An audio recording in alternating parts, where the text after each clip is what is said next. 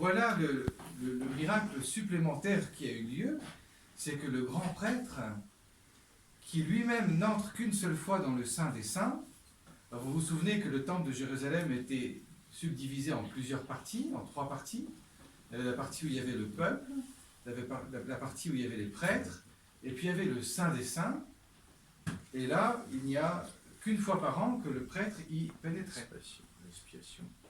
Voilà. Et donc, quand cet enfant Marie est arrivé, eh bien, le grand prêtre a eu une révélation, une inspiration de la faire entrer dans le Saint des Saints.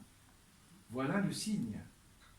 Alors ça, c'est quelque chose vraiment qui a été bouleversant pour toutes les personnes qui étaient là, dont les gens sont vraiment souvenus, parce que non seulement, eh bien, cette fillette n'était pas grand prêtre, donc elle n'était pas habilitée à rentrer dans le Saint des Saints, mais c'était une petite fille, un enfant.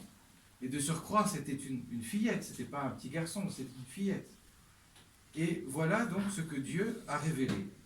Et ça, bien sûr, ça a été conservé précieusement dans la mémoire de toutes les personnes présentes, comme un signe de quelque chose qui allait se passer avec cette fillette, Marie. Et bien ensuite, c'est toute l'économie du salut qui est passée par elle.